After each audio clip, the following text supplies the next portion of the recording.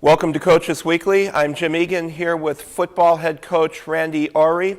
And today we are looking back at Saturday's game at Aurora, the first conference game of the season. And Randy, this was a tough 2-point loss. Although I think you, your staff, and the entire team have to be commended because it was a tough week of practice coming off that trying game with a couple of major injuries, and there was a lot of adjustment taking place during the week. And yet your team went out there Saturday, played a really strong game, and it's just too bad they couldn't come away with the win. Well, thank you.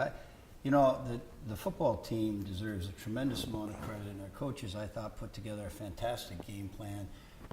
We did have some injuries. We had some guys go down that, it hurts anytime you have a starter not being able to play in any position. But when you're starting quarterback, you're starting kicker, we've had so many injuries that have made it difficult. And then in the middle of the game, we lost 2 offensive linemen.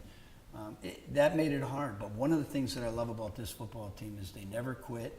They kept working at it. They kept the enthusiasm. The attitude is fantastic. They have a great passion for the game.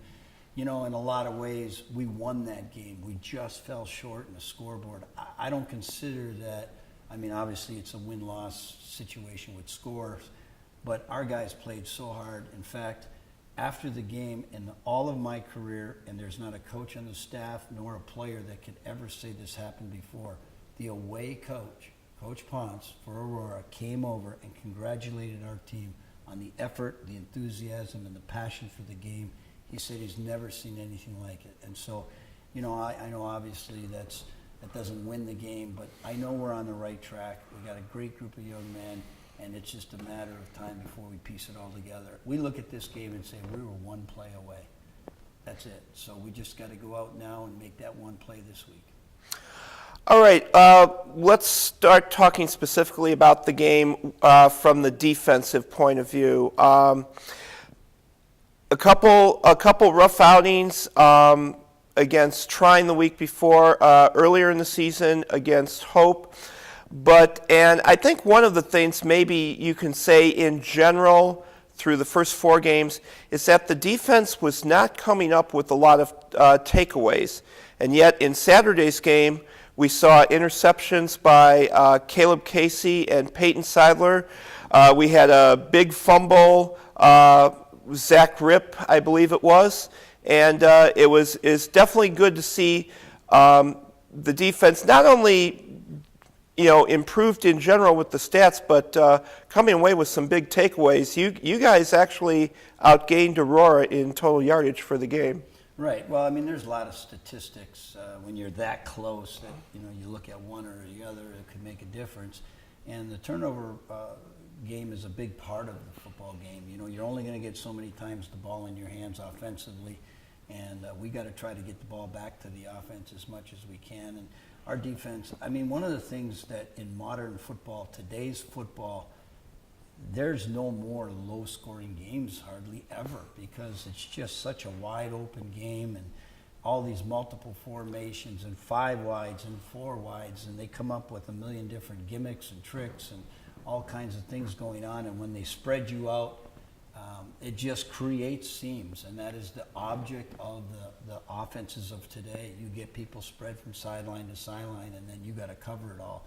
So I don't care what level you're at, it makes it difficult to really, you don't see those low-scoring games anymore. They're usually high-scoring games. But our kids are working real hard. Our coach is doing a great job putting them in the right place. They made some great plays. And those turnovers are huge, and it is something we work on every day at practice. And it was great to see them win the turnover battle Saturday. All right, now from the offensive point of view, obviously one of the changes in the lineup this week was Rob Granquist starting at quarterback. And both he and Emilio Ariza were in that game, threw pretty well. And what was even better is that you had some good balance with your running back, Lance Moise, who is our men's athlete of the week. He had a 154-yard game, and it was good that that offense is just staying in rhythm. Even with different quarterbacks this week, and another high-scoring game through 5 games this year. The offense is averaging 31 points a game. Right, and it's definitely been a huge improvement from last year. One of the things too to keep in mind, the quarterback in today's game is such an important piece of the game, and one of the things that Lance has brought to our program is he's been able to help take some pressure off that quarterback, because when you can run and throw, that does make it harder. In years past, people have been able to either drop everybody off or rush everybody, and they made it difficult for us. But now I think we're more balanced. We're able to run the ball. We're able to throw the ball. I thought Rob Granquist, if you watch Rob's play from every quarter, he got better and he got better. Emilio went in at the end of the game because Rob tweaked his ankle a little bit. I was nervous of the fact that if he's back there trying to run around and has an ankle that's sore, he wouldn't be, full go, and then you get a chance of taking another hit that could hurt him even more. So we put Emilio in just to make sure Rob would be okay. But both of them are very good quarterbacks, and I again go back to the fact that from quarter 1 to 2 to 3, Rob was learning and getting better and better. I mean, this is only his second year at quarterback, and he only played about half of the season last year and started only a few of the games. So going into the week, when you're the starting quarterback, there's a lot of pressure, and I thought he handled it very well. All right. Now, it seems like forever since you guys have last played at home, but that will be the case this Saturday when Rockford comes here for a 1 o'clock game on Saturday.